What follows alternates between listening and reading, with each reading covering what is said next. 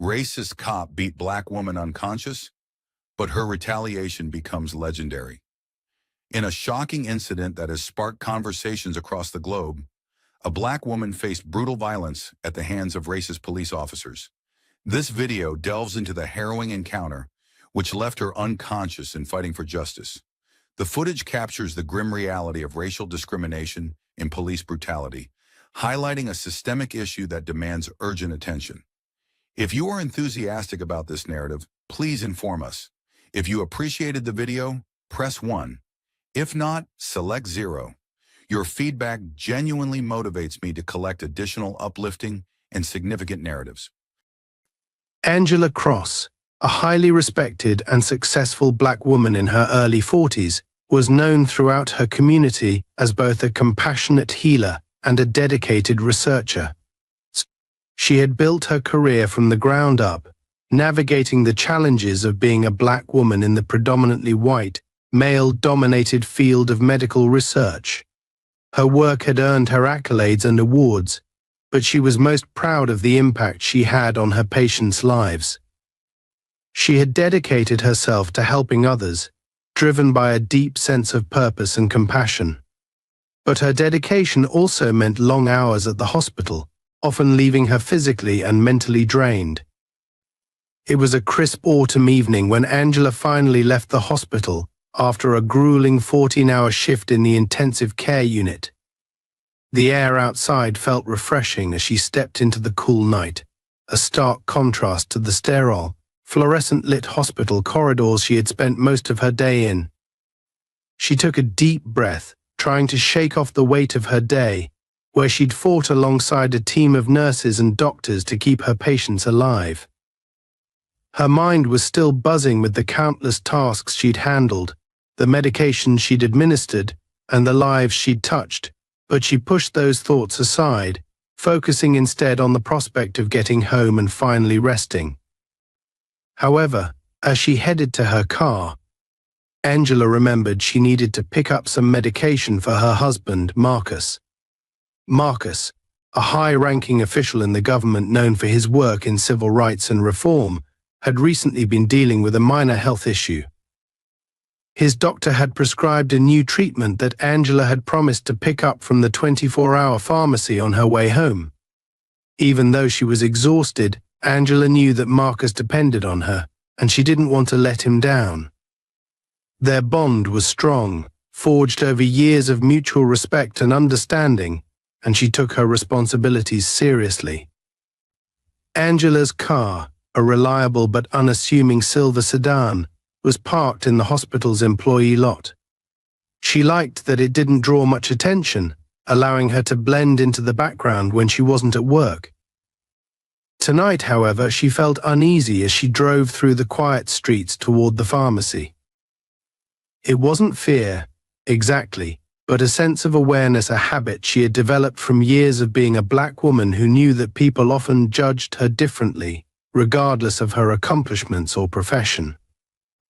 The pharmacy was located in a more upscale part of town, surrounded by chic boutiques and cozy cafes that were now closed for the night. Angela parked her car and stepped out, her white coat flapping lightly in the breeze as she made her way across the nearly empty parking lot. The streetlights cast a soft glow on the pavement, and a few leaves rustled across the ground. She pulled her coat tighter around herself and quickened her pace, hoping to get in and out as quickly as possible. Unbeknownst to Angela, a police cruiser was slowly making its rounds in the area. Officer Ryan Shelby, a white man in his early 40s with a sharp jawline and piercing blue eyes, was sitting behind the wheel, scanning the quiet streets with a mixture of boredom and simmering irritation.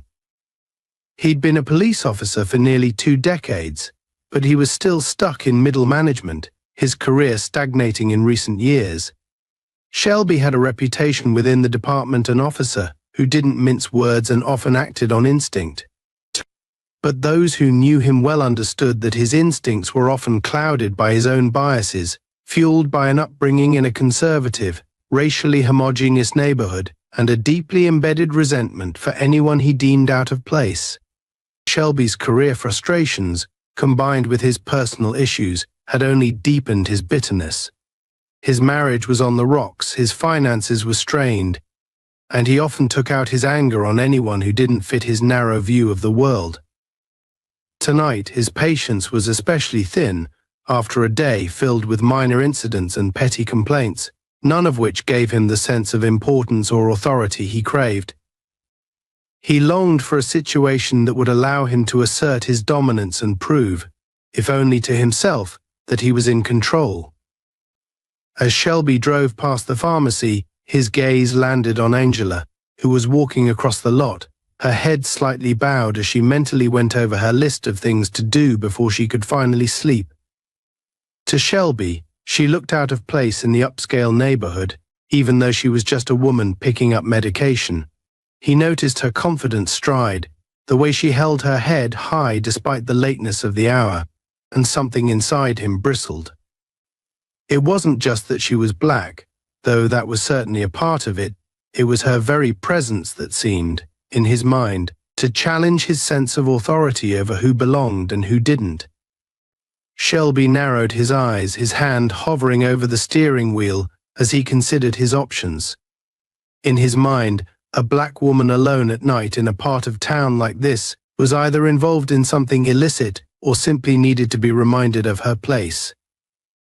Without calling in his location or informing dispatch, Shelby made a split-second decision to confront her. He drove into the lot, his headlights casting an ominous glow over the empty space, and stopped his cruiser just a few yards from Angela's car, blocking her path. Angela felt a chill run down her spine as the police cruiser pulled up. She instinctively straightened her posture, her mind racing as she tried to process the situation. She had encountered law enforcement before, but never like this, never in a way that felt so intrusive, so filled with unspoken threats. She reminded herself to stay calm, to remain composed. She had done nothing wrong, she was simply here to pick up medication. Still, the reality of her situation weighed on her. As a black woman, she knew all too well that sometimes it didn't matter if she was in the right. Officer Shelby stepped out of the car, his expression hard and unyielding. He walked toward Angela with a deliberate, almost predatory stride, his hand resting lightly on his holster. She watched him approach, feeling her heart begin to pound. When he finally stopped a few feet away, he stared at her with a cold, assessing look that sent a wave of unease through her. "Good evening," Officer Angela said, her voice calm but firm. "Is there something I can help you with?" Shelby ignored her greeting, his eyes narrowing as he looked her up and down, taking in her white coat and the subtle but unmistakable badge clipped to her shirt pocket that identified her as hospital staff. To most people, the coat and badge would have immediately indicated who she was and why she was there, but Shelby seemed unimpressed, as if he had already decided that none of that mattered. "What are you doing here?" he demanded, his tone sharp and accusatory. "This isn't exactly the kind of place you'd expect to find someone like you." Angela felt a surge of irritation but kept her face neutral. She had learned long ago that reacting too quickly or too emotionally could escalate situations like this.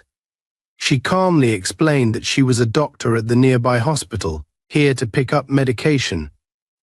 She spoke clearly, making sure her words were precise, but Shelby's expression remained suspicious. He leaned closer, his posture stiffening as he scrutinized her every move. "Is that so?" he sneered. "Well, I think I'll be the judge of that. Let me see some ID." Angela took a steadying breath, reaching slowly into her coat pocket. She handed him her hospital ID, her gaze steady as she met his eyes.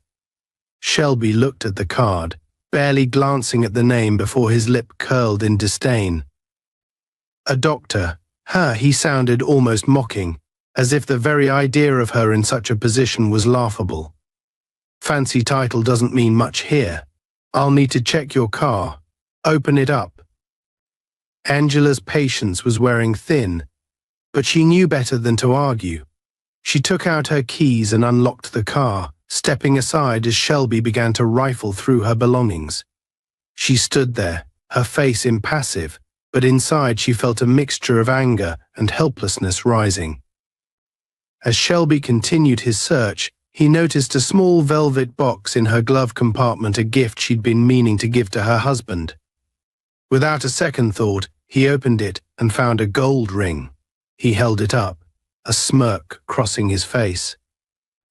"Nice jewelry," he commented, his tone dripping with condescension. "Something tells me this isn't exactly in your budget. Care to explain where you got it?" Angela's composure faltered for a brief moment. The ring was indeed expensive, a token of love she had carefully saved for to surprise Marcus. But the insinuation that she could not afford it struck a nerve. She took a deep breath, struggling to keep her voice steady. "I bought it with my own money, officer. Now, if you're finished, I'd like to leave." Shelby looked at her, his eyes filled with something she couldn't quite name, contempt, perhaps, or something darker. For a brief moment, she thought he might let her go. But then his grip tightened on the box, and his gaze hardened. "Not so fast," he said, his voice low. Angela felt her patience wearing thin as she watched Officer Shelby scrutinize the small velvet box with her husband's ring. It wasn't just his words that cut deeply, it was the way he held himself, exuding authority and power with a smugness that suggested he had already judged and convicted her in his mind. She felt an unsettling mix of indignation and vulnerability. Despite her composed exterior, a small part of her wanted to lash out, to tell him exactly what she thought of this pointless, humiliating search. But years of experience had taught her to remain calm. Emotions were often a weapon others could use against her, and she was determined not to give him that satisfaction. Shelby, meanwhile, reveled in her silence, mistaking her restraint for submission. He was accustomed to seeing people shrink under his gaze, and it fed his sense of control. He placed the ring back into the glove compartment with deliberate slowness, as if asserting his dominance over her space. For a fleeting moment, he almost seemed disappointed that she hadn't reacted more visibly. He wanted a reaction, anything to justify his treatment of her, to confirm his deeply ingrained belief that people like Angela were always hiding something, always a threat beneath their carefully maintained composure. As he slammed the glove compartment shut, Angela winced, but she stayed still, her hands clasped tightly in front of her. She met his eyes, trying to convey a silent message of defiance without uttering a word. Shelby picked up on it, but instead of backing down, he leaned into the tension, his tone becoming colder and more condescending. "You don't seem to be taking this very seriously," he sneered, crossing his arms and positioning himself in a way that blocked her path back to her car. "Aren't you a bit too comfortable here for someone who's, just picking up some medication in the middle of the night?" Angela took a deep breath, measuring her response. "Officer, I've answered all of your questions.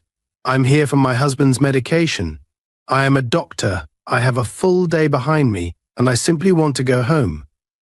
I don't see a reason for this continued interrogation." Shelby's eyes narrowed, as if he'd been personally insulted by her calm, measured tone. He stepped closer, invading her personal space, his gaze sharp and unyielding. Angela could smell the faint whiff of cologne and stale coffee on him, and it made her stomach turn. "Oh, I see how it is," he said, his voice a low, mocking drawl. "You think you're above all this because you've got a fancy job title, because you're wearing a white coat. That doesn't mean a thing to me. Out here, you're no different from anyone else." Angela's chest tightened as he spoke, each word dripping with thinly veiled contempt. She sensed that he was goading her, trying to push her past her limits, waiting for her to make even the smallest misstep. It was a trap, and she knew it. But she couldn't stay silent forever. This was her life, her dignity he was trampling on. and she felt a surge of anger that was difficult to contain.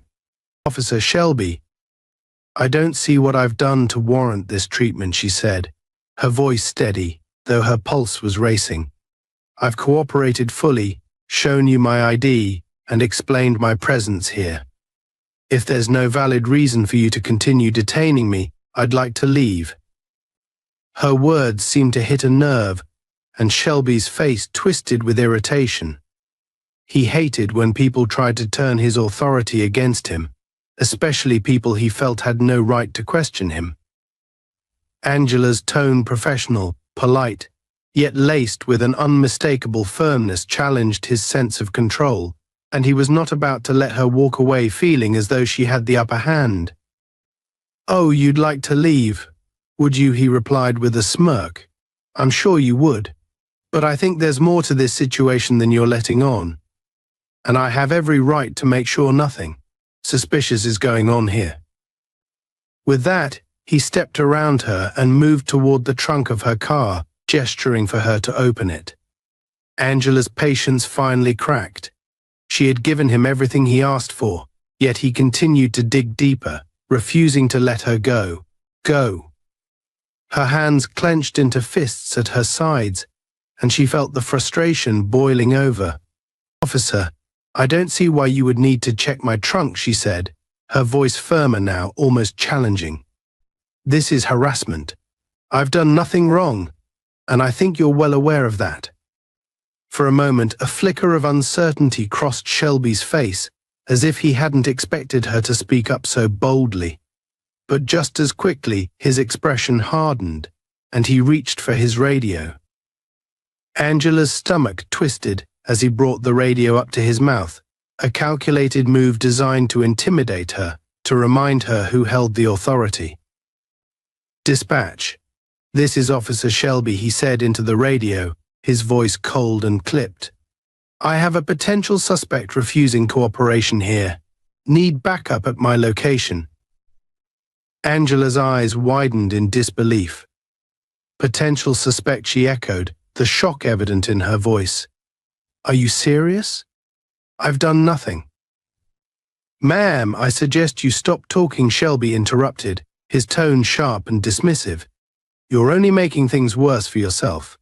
Angela's mind raced.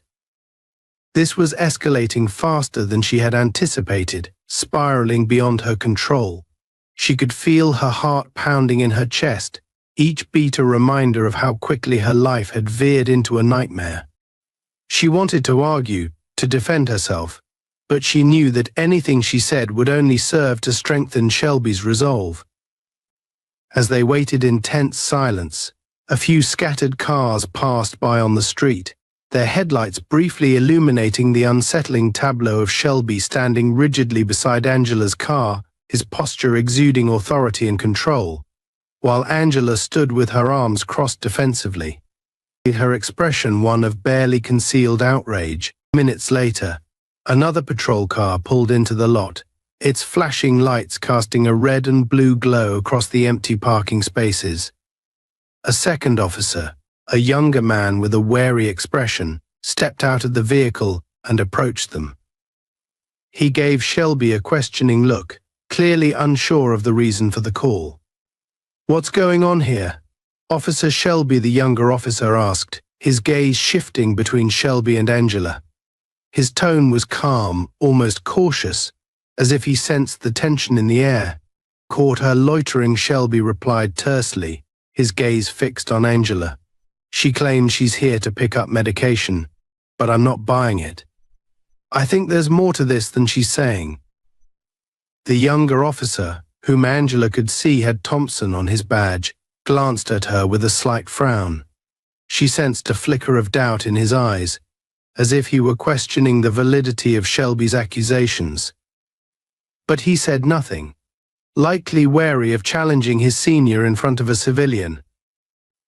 Angela took a deep breath, seeing a sliver of hope in Officer Thompson's uncertainty. She addressed him directly, choosing her words carefully. "Officer Thompson, I'm a doctor. I just finished a long shift at the hospital, and I'm here to pick up medication for my husband. I've cooperated fully, but Officer Shelby here seems determined to treat me like a criminal for no reason." Thompson looked back at Shelby, his brow furrowing slightly. "She has an ID. Did you verify her credentials?" Shelby's jaw tightened, his eyes flashing with irritation at being questioned. "She's got a hospital ID, sure," he muttered.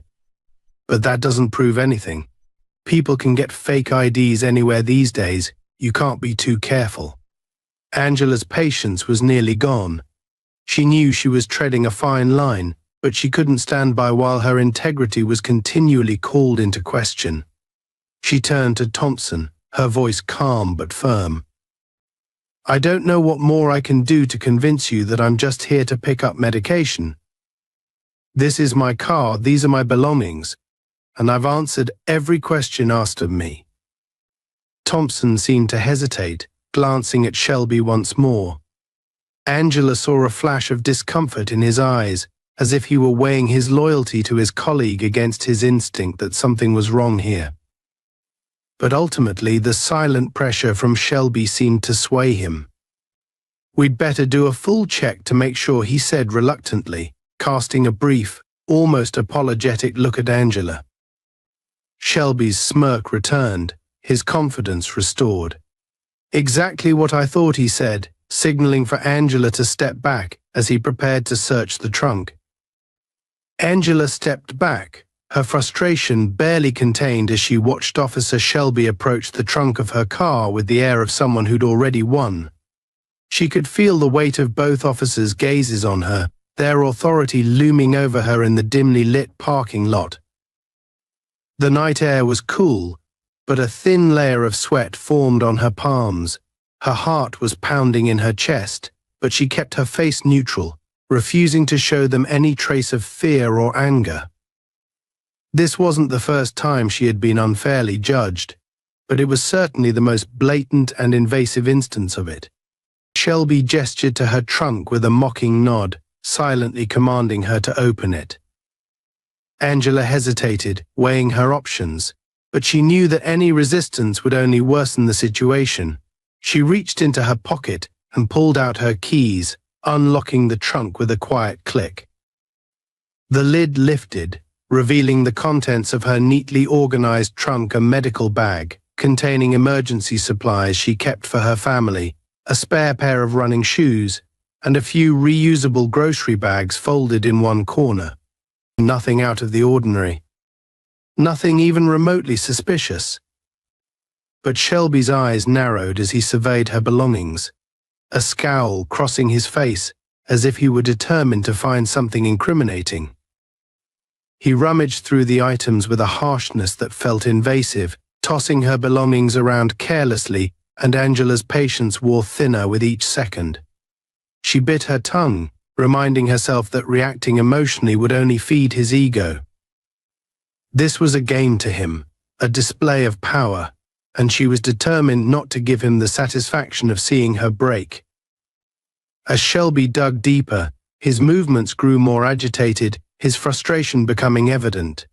He pulled out her medical bag, unzipped it, and began examining its contents: stethoscope, blood pressure cuff, antiseptics, and other tools of her profession. He held up a small container of antiseptic wipes, turning it over as if it was some exotic contraband. "What's all this?" he sneered, shaking the medical bag in front of her. Angela's jaw tightened, but she kept her voice steady. "It's my emergency medical kit. I'm a doctor, as I've explained to you multiple times. That's standard equipment for my line of work." Shelby scoffed, tossing the bag carelessly back into the trunk. "A doctor, huh? So you say. You know, I've seen plenty of people use that excuse. Doesn't mean I'm going to take your word for it." Angela felt a surge of indignation rise within her, but she forced herself to remain composed. She wasn't about to let him push her over the edge. She took a steadying breath, looking him directly in the eyes. "I've cooperated with every request you've made, Officer Shelby. I've shown you my ID, answered your questions, and allowed you to search my vehicle without cause. Now, Unless you have a legitimate reason to continue detaining me, I would like to leave. Shelby's face darkened, his expression twisting into a sneer. He wasn't used to people, especially people like Angela, speaking to him with such calm assertiveness. He stepped closer, towering over her with an air of barely restrained hostility. "You think you can just tell me how to do my job?" he snapped, his voice low and menacing. "Let me make one thing clear: I decide when this search is over, not you." Angela's resolve wavered for a split second as his words sank in. She could feel the power imbalance pressing down on her, the sense of helplessness that came with being at the mercy of someone who viewed her as less than human. But she held her ground, refusing to let him intimidate her. She had done nothing wrong, and she wasn't about to let him strip away her dignity. Shelby, however, wasn't finished. He turned to Officer Thompson, who had been standing by, watching the exchange with a mixture of discomfort and reluctance. Shelby jerked his head toward Angela's car, his voice curt. "Keep an eye on her. I'm calling in for additional support. I think we might have a case here." Thompson hesitated, casting a quick glance at Angela before looking back at Shelby. "A case? For what? She hasn't done anything, Ryan. Maybe it's better if we just let her go." Shelby shot him a cold, warning look, his jaw tightening. "Do you want to question my judgment, Thompson? Because if you're not interested in doing your job, I'm sure I can find someone else who is." Thompson swallowed, visibly uncomfortable, but he nodded reluctantly. "Understood," he muttered, stepping closer to Angela while Shelby moved off to make his call. Angela could see the conflict in Thompson's eyes, a flicker of doubt that suggested he didn't fully believe in Shelby's actions. She wanted to appeal to his sense of decency, to convince him to let her go, but she knew that he was trapped in the same system as she was, bound by loyalty and hierarchy. Shelby's voice drifted over to them as he spoke into his radio, requesting backup and making veiled accusations that cast Angela in a suspicious light. She could hear phrases like uncooperative and potential suspect, words that twisted the reality of the situation into something far more sinister. Her chest tightened as she listened, her frustration giving way to a sense of dread. She knew how easily narratives could be manipulated, how quickly a person's life could be turned upside down by a few words spoken by someone in power. As Shelby finished his call, he turned back to Angela, his eyes glinting with a cold satisfaction. "Looks like you'll be here a little while longer," he said with a smirk. "Hope you don't have anywhere important to be." Angela's fists clenched at her sides, and she forced herself to take a deep breath. She had to remain calm, even as the situation continued to spiral out of control. She had been on her feet for hours, her body exhausted from the day's work, and now she was being treated like a criminal for no reason other than existing in a space Shelby deemed off limits to her. The injustice of it all burned within her, but she knew that any display of anger would only give him more ammunition. A few tense minutes passed, the silence punctuated by the low hum of nearby traffic and the occasional crackle of static from Shelby's radio. Angela could feel Thompson's gaze on her, his expression unreadable, and she wondered if he was wrestling with the morality of what was happening. Part of her wanted to confront him, to ask him if he truly believed she was a threat, but she held back, unwilling to provoke any further escalation. Finally, another patrol car pulled into the parking lot, and two additional officers stepped out, their faces shadowed by the streetlights.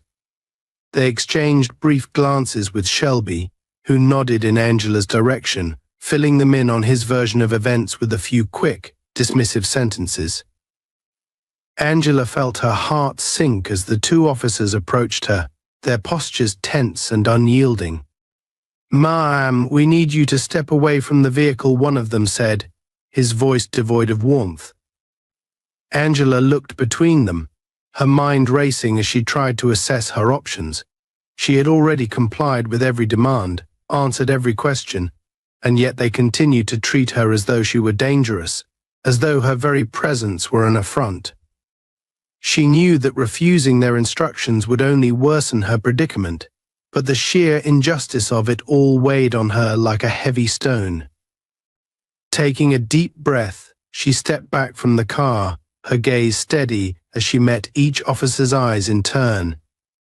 She wanted them to see her, to recognize her humanity, but all she saw reflected back was cold professionalism, a wall of indifference that refused to acknowledge her as anything more than a suspect. Shelby stepped forward, his expression smug as he addressed the other officers. "Search the vehicle thoroughly. I'm sure there's something she's hiding." Angela's composure finally cracked. She couldn't stand by any longer, couldn't watch as they continued to violate her space, her rights.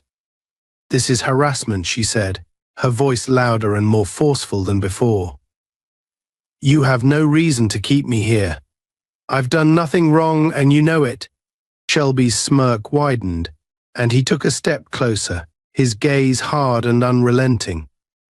"Ma'am, I suggest you lower your voice," he said, his tone laced with a thinly veiled threat. "Getting angry isn't going to help your situation." Angela's pulse quickened as she realized how thoroughly he had trapped her.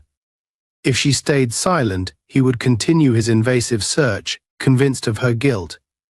But if she spoke out, he would use her anger as justification for further escalation. It was a lose-lose scenario, a carefully orchestrated web of intimidation designed to strip away her dignity and leave her powerless. She took a deep breath, forcing herself to remain calm, even as her body trembled with exhaustion and frustration. She had to find a way out of this, a way to break free from the relentless scrutiny and regain control of her life. But as she looked around, surrounded by officers who seemed more intent on asserting their authority than on seeking the truth, she felt the walls closing in, her options dwindling with each passing second. One of the other officers glanced at Shelby, his brow furrowed. "Ryan, maybe we should ease off. She's given us everything we've asked for. Don't think there's much else here." Shelby shot him a withering look. "You want to let her walk away after all this? She's hiding something. I can feel it. I'm not about to let some entitled doctor think she's above the law."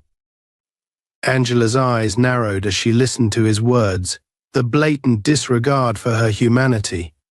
She realized in that moment that Shelby wasn't just trying to humiliate her, he was trying to break her, to force her into submission as a means of asserting his own power. The realization sent a surge of resolve through her, a renewed determination to stand her ground, no matter how dire the situation. But before she could respond, Shelby reached out and grabbed her arm, his grip tight and unyielding. Angela's heart skipped a beat, her body tensing as his fingers dug into her skin, and for the first time, a flicker of fear pierced her resolve. Angela winced as Officer Shelby's hand tightened around her arm, his fingers digging into her skin with an intensity that left no room for misunderstanding. He wasn't just trying to detain her, he was asserting his dominance, forcing her into a position where any movement, any reaction, could be twisted into evidence of resistance. She tried to pull her arm back instinctively, but his grip was relentless, locking her in place. "Let go of me," she said firmly, keeping her voice as steady as she could manage, though she felt her pulse pounding in her ears.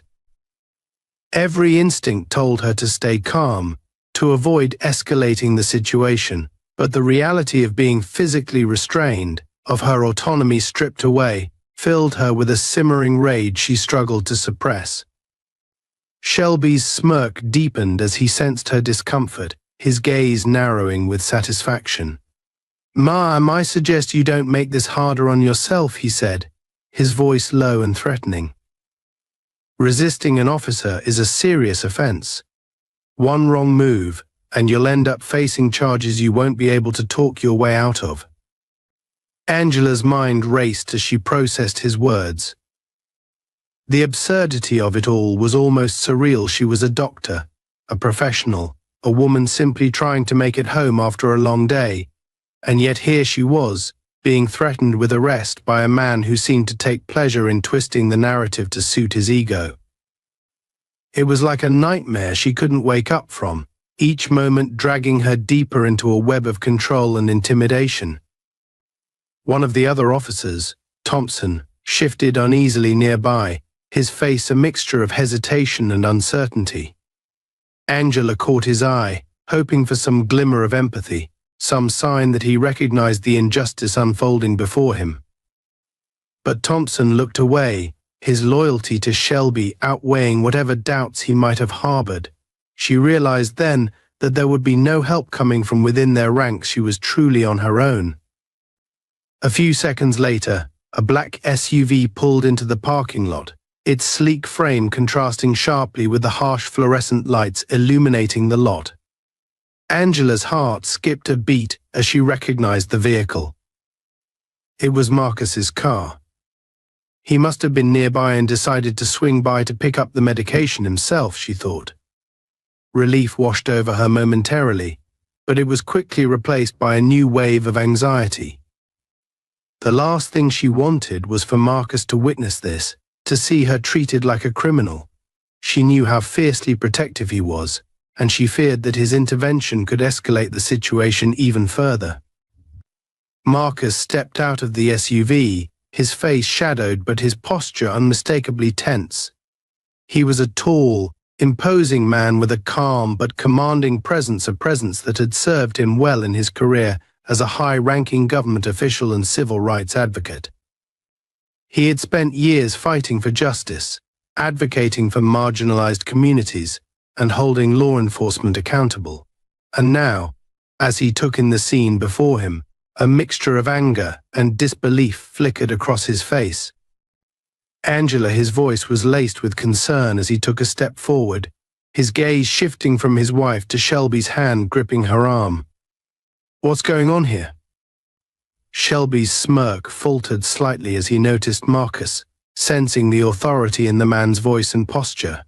But he quickly recovered, tightening his grip on Angela's arm as if to assert control. "Sir, I'd advise you to stay back. This is a police matter."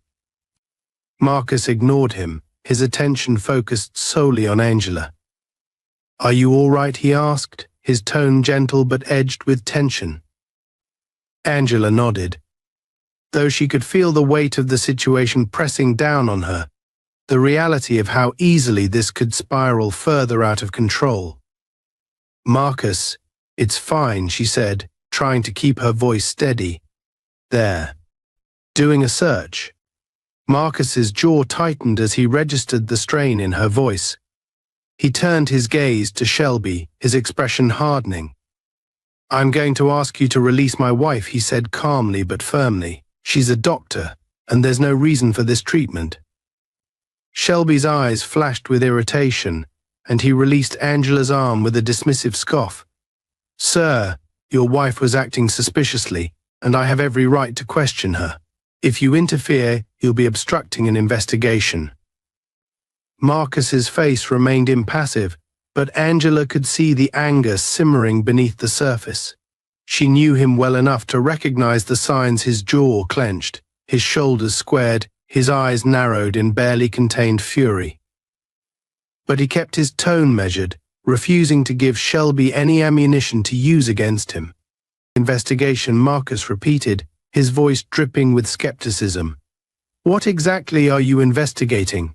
My wife is a respected physician, and she's here for a prescription, not a crime scene. I think it's time for you to back down." Shelby took a step forward, his posture rigid with defiance.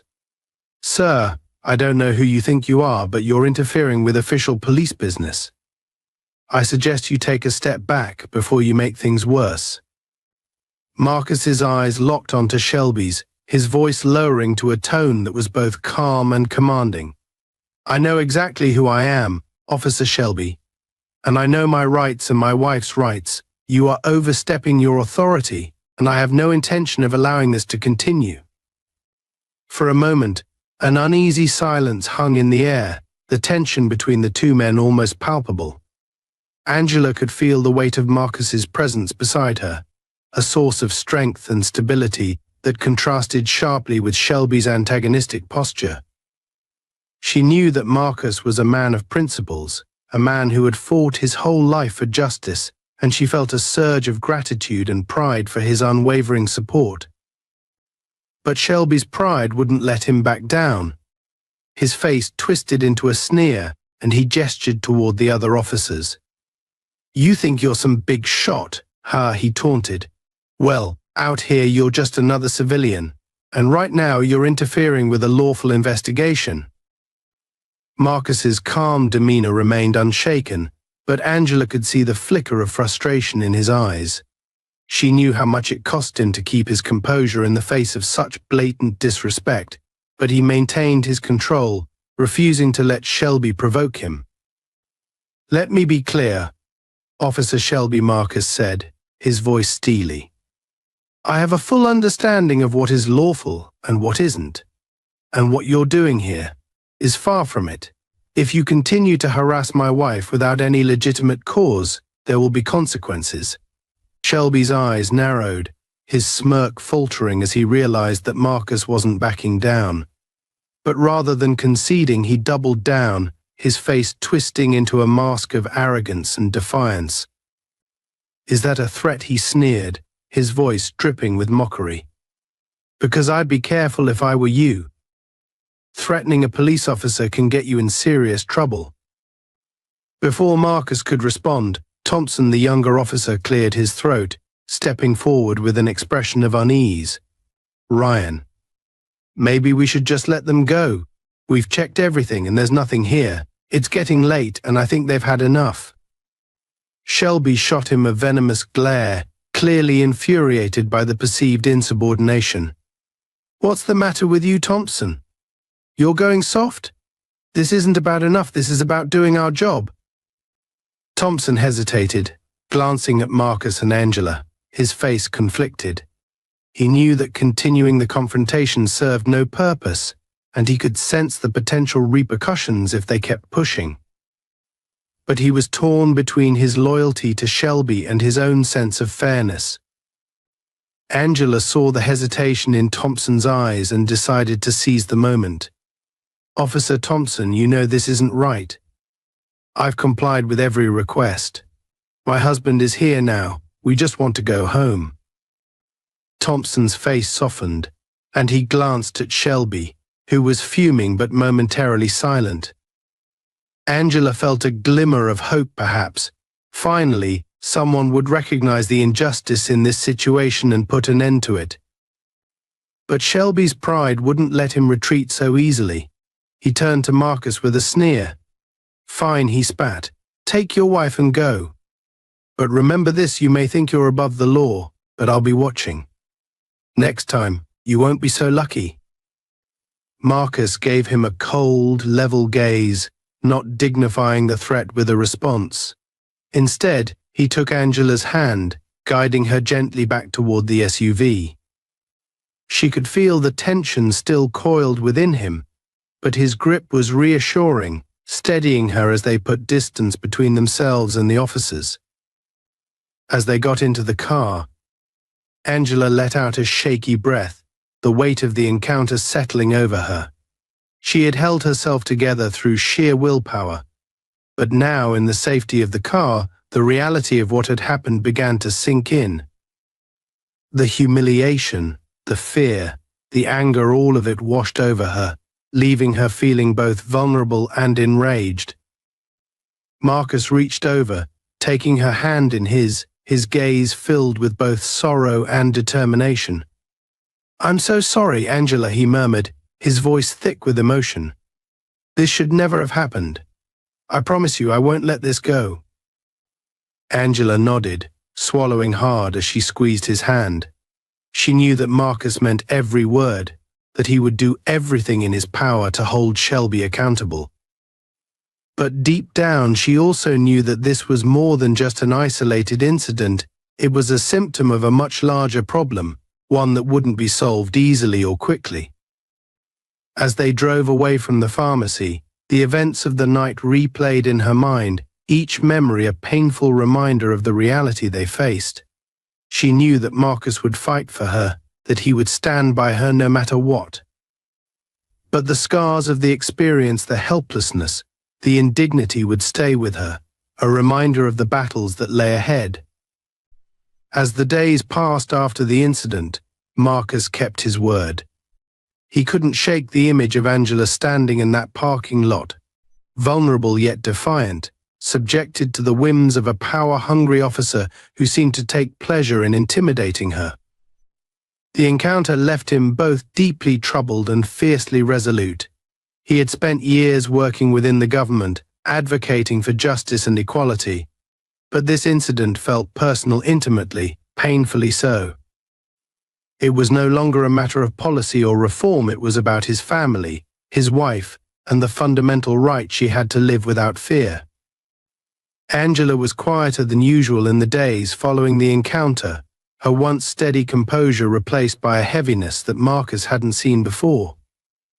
Though she tried to resume her daily routine, there was a lingering sadness in her eyes, a shadow that seemed to follow her every movement. She had always been strong, resilient, but this experience had left her shaken in a way that Marcus couldn't ignore. Each night, he held her close, whispering reassurances, but he could sense the toll it was taking on her. He knew that his promise to seek justice wasn't just a vow, it was a necessity.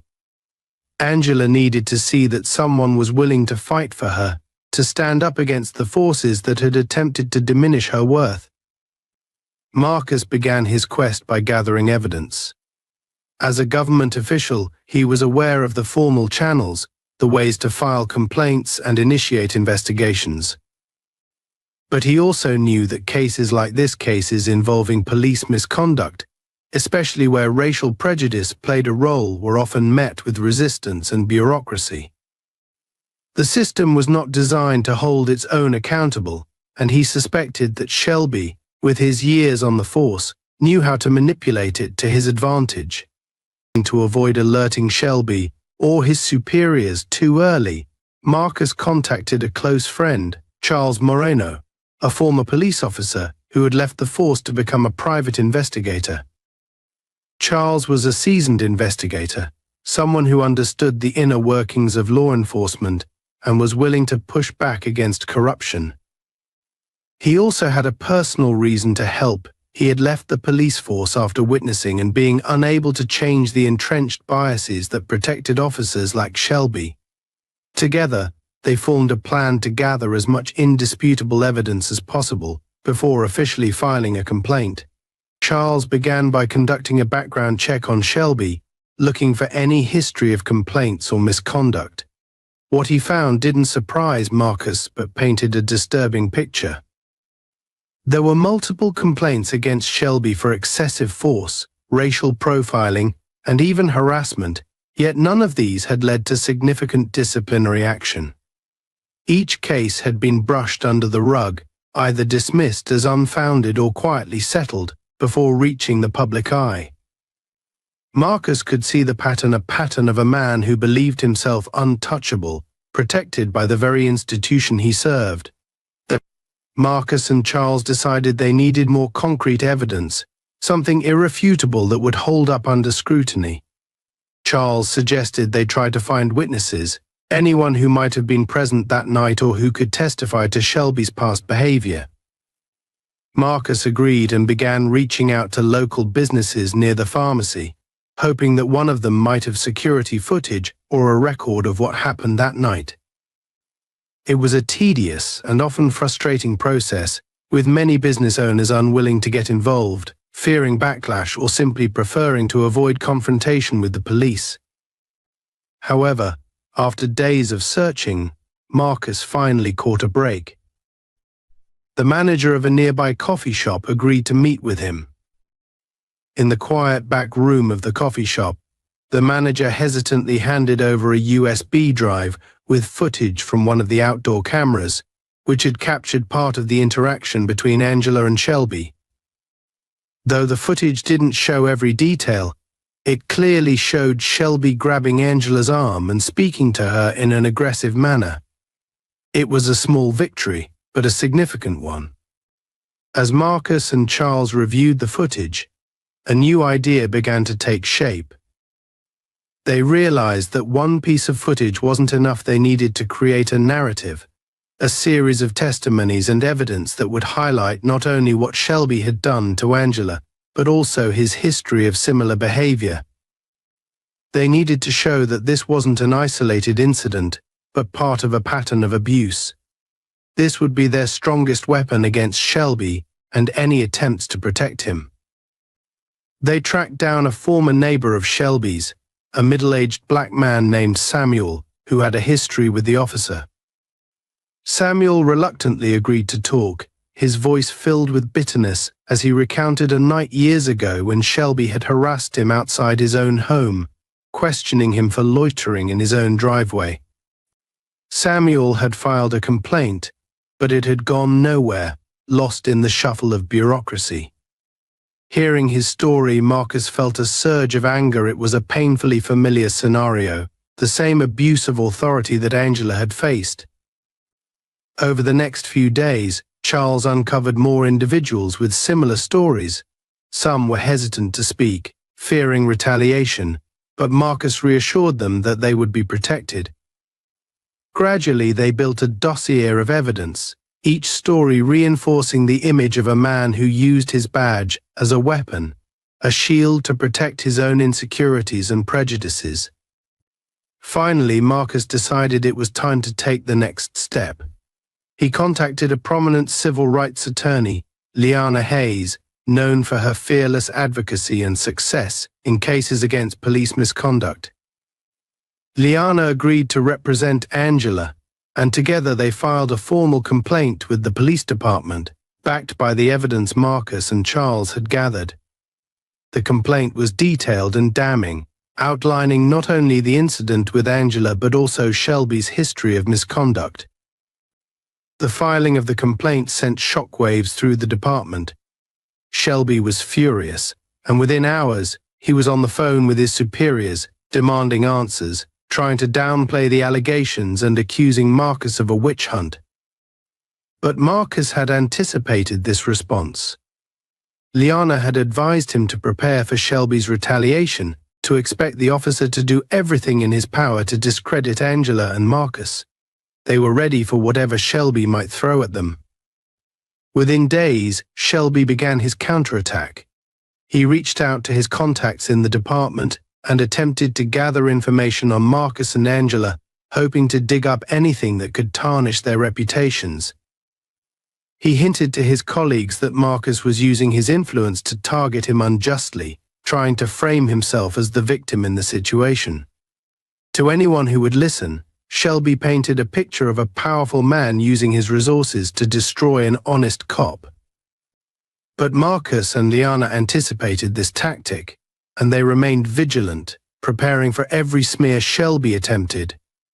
They countered his narrative by releasing statements that emphasized Angela's career, her reputation, and the unjust treatment she had faced. Marcus didn't shy away from his role in government, instead highlighting it as a reason for his commitment to justice. Public opinion began to shift, and the community rallied behind them.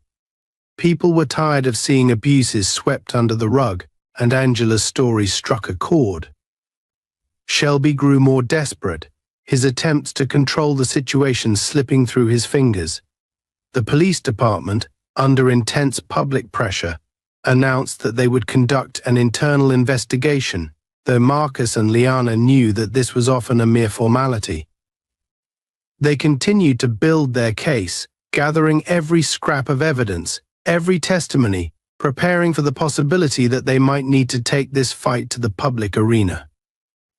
One night, as Marcus was reviewing documents in his study, he received an unexpected call from an anonymous number.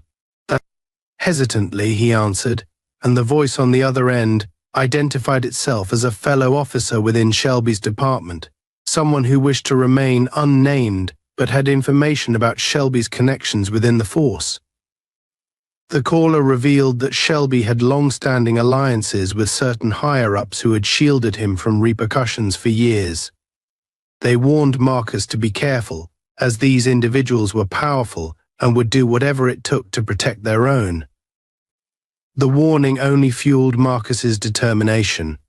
He knew that taking on Shelby was no longer just about Angela, it was about challenging an entire system that enabled and protected officers like him. He also knew that he was stepping into dangerous territory, that his family could be at risk. But he refused to back down. As tensions mounted, Marcus took additional precautions, arranging private security for Angela and their family, ensuring that they wouldn't be caught off guard by any of Shelby's retaliatory moves. He shared the warning with Charles and Liana, who both agreed that they needed to proceed with caution but also with purpose. They couldn't allow fear to dictate their actions.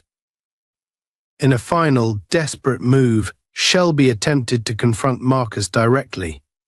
One evening, as Marcus was leaving his office, he found Shelby waiting for him outside, his face twisted with anger and desperation. "You think you can ruin my life," Shelby snarled, stepping closer, his voice low and venomous. "You think you're untouchable? People like you. You don't know what it means to be out there, to do what I do every day." Marcus remained calm, his voice steady as he replied, "People like me. Officer Shelby, people like me have spent our lives fighting for fairness and justice. What you did to my wife and what you've done to others isn't justice, it's abuse. And it ends here." Shelby's expression darkened, his fists clenched as he struggled to contain his fury. "You don't know who you're dealing with," he spat. "I've been doing this job for years. I've dealt with people like you before, and I'm still here." Marcus held his ground, his gaze unwavering. "Yes, you're still here, but not for much longer. The people who cover for you, they can't protect you from the truth." Shelby glared at him, a mixture of hatred and fear flickering in his eyes. For the first time, Marcus saw the cracks in his armor, the fear beneath the bravado. Shelby was a man who had relied on the protection of others for so long that he didn't know how to stand on his own. Marcus recognized that fear, that desperate clinging to power, a power that was now slipping away. With a final defiant glare, Shelby turned and walked away, his shoulders tense, his steps heavy. Marcus watched him go, feeling both relief and a renewed sense of purpose. The confrontation had cemented his resolve. He knew that this fight was far from over, but he was ready for whatever came next. Back home, Angela sat beside Marcus, her hand resting gently on his. She listened as he recounted the confrontation with Shelby, a mixture of pride and gratitude shining in her eyes. Though the road ahead was uncertain, she knew she wasn't alone in this fight. They would face whatever challenges came their way, together, fortified by their love and commitment to justice. As they sat in the quiet comfort of their home, Marcus knew that they were about to take their battle to the next level. The internal investigation was just the beginning. Soon they would expose Shelby and the system that enabled him for everyone to see. The day of the formal hearing arrived, and the tension in the air was palpable. Marcus and Angela sat side by side in the hearing room, their hands intertwined, a silent reassurance of their shared strength and resolve. Liana Hayes, their attorney, sat beside them, her posture confident and focused. Across the room, Officer Ryan Shelby sat flanked by his own legal team, his expression hard, his gaze cold as he avoided meeting Angela's eyes. The hearing room was filled with a quiet anticipation. Representatives from the police department, along with internal affairs officials, sat at the front, prepared to examine the evidence against Shelby. The case had drawn considerable attention in the past few weeks, with community leaders, activists, and even some local politicians publicly demanding accountability. The stakes were high, and both sides knew it. As the proceedings began, Liana rose to deliver her opening statement, Her voice was steady, calm, and deliberate, each word carrying the weight of Angela's ordeal and the broader implications of the case. "This is not just about one isolated incident," she began, addressing the panel. "This is about a pattern of abuse, a misuse of authority, and a failure of accountability within our law enforcement system. Officer Shelby's actions on the night of the incident were not only a violation of Angela Cross's rights, but also a reflection of a deeper, systemic issue, an issue that must be addressed if we are to restore trust in our institutions." Liana laid out the details of the case with precision, highlighting not only the harassment and physical aggression Angela endured, but also the disturbing history of complaints against Shelby. She presented the evidence Marcus and Charles had meticulously gathered, testimonies from other victims, video footage showing Shelby's excessive force, and documented complaints that had been dismissed or quietly buried. The dossier painted a damning picture, revealing Shelby as a man who had abused his badge time and time again, shielded by a system that failed to hold him accountable. As Liana spoke, Marcus stole a glance at Shelby. He could see the officer's jaw tighten, his fists clenching under the table. Shelby's carefully constructed facade was beginning to crack. For so long he had operated under the belief that he was untouchable, that his position would protect him from consequences. But now, faced with irrefutable evidence and the unwavering resolve of Angela and Marcus, he was beginning to realize that his actions had finally caught up with him. When it was Shelby's turn to speak, his lawyer took the floor, attempting to paint a different narrative. The defense argued that Shelby was a dedicated officer who had simply followed protocol, that he had been acting in the interest of public safety, and that Angela's reaction had been misinterpreted as resistance. They tried to frame her as combative, suggesting that she had failed to cooperate, fully hoping to plant seeds of doubt in the minds of those present. But Liana was prepared.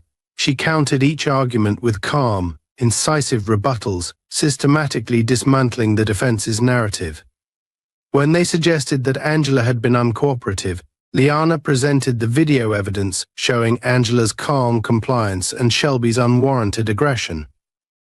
When they claimed Shelby's actions were by the book, she highlighted the numerous complaints against him, showing a clear pattern of behavior that contradicted any claims of professionalism or restraint.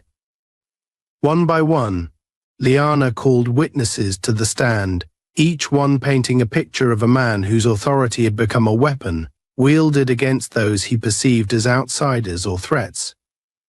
Samuel, the former neighbor Shelby had harassed, gave a particularly powerful testimony, recounting the fear and humiliation he felt that night, the sense of powerlessness as Shelby treated him like a criminal for simply standing outside his own home. The testimony of each witness weighed heavily on Shelby. With every story, his image of a dedicated officer eroded further, replaced by the reality of a man who had long operated without accountability. Angela watched him closely, her expression impassive, though she felt a quiet sense of vindication with each piece of evidence that emerged. For the first time, she saw Shelby squirm, the cracks in his arrogance widening as his past misdeeds were laid bare. As the hearing reached its peak, Marcus was called to the stand. His testimony was calm, eloquent, and filled with a quiet strength. He spoke not only as Angela's husband, but as an advocate for justice, drawing on his own experience as a government official to emphasize the importance of accountability. "I've spent my life fighting for justice," he said, his voice firm. "But justice is hollow without accountability. What happened to my wife should not happen to anyone, and I am here today not only for her but for every person who has been mistreated, disrespected, and dehumanized by those who are supposed to protect us." The room fell silent as his words hung in the air, a powerful reminder of the stakes involved. Shelby's lawyer attempted a weak cross-examination, but Marcus remained poised, his responses clear and unwavering. The defense's attempts to shake him were futile. He was unyielding, and the power of his testimony left an indelible mark on everyone present. Finally, it was Angela's turn. She took the stand, her hands clasped tightly in her lap as she recounted the events of that night. Her voice was steady, but there was a raw vulnerability in her words, a quiet strength that spoke to the dignity she had maintained in the face of Shelby's aggression. She described the fear, the humiliation, and the helplessness she felt as Shelby dismissed her identity, her profession, and her humanity. Her testimony was simple, unembellished, yet it carried a profound impact. The room listened in silence, captivated by her story, moved by the courage it took to relive that night. When she finished, the weight of her words lingered, a stark contrast to the defense's attempts to deflect and diminish her experience. For a brief moment, Angela allowed herself to glance in Shelby's direction, and she saw, perhaps for the first time, a flicker of something that resembled regret, or maybe just fear. Fear of the consequences he could no longer escape. The panel deliberated for what felt like an eternity. Angela, Marcus, and Liana waited in tense silence, their hands clasped, their hearts pounding. They had come so far, endured so much, and now everything hinged on the decision of the panel. Finally, the lead official cleared his throat, and the room fell silent. His voice was steady as he read the verdict, his words firm and unambiguous. After careful review of the evidence and testimonies presented, we find that Officer Ryan Shelby's actions constitute misconduct, abuse of authority, and violation of protocol. We recommend his immediate suspension, pending further investigation, and potential criminal charges.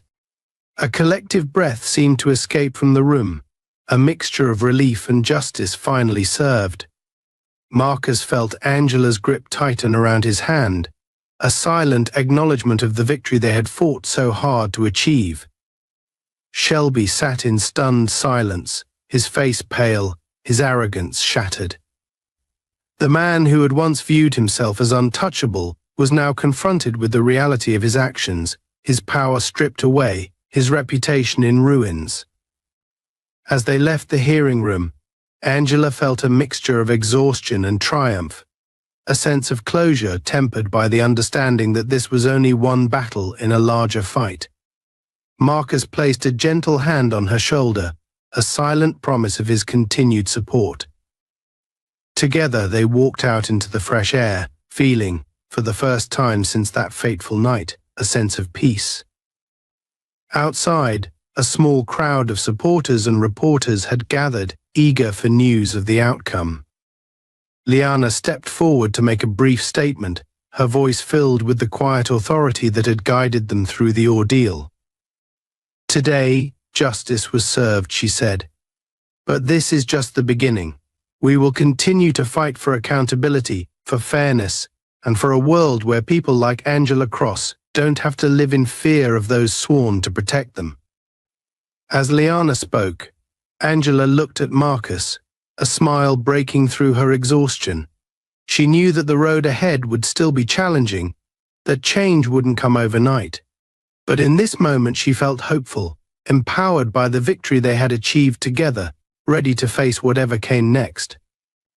With her husband by her side and the strength of her own resilience, Angela knew she had reclaimed her voice, her dignity, and her sense of justice.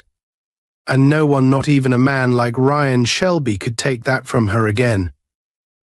Several weeks had passed since the hearing, and life for Angela and Marcus was beginning to settle into a new rhythm.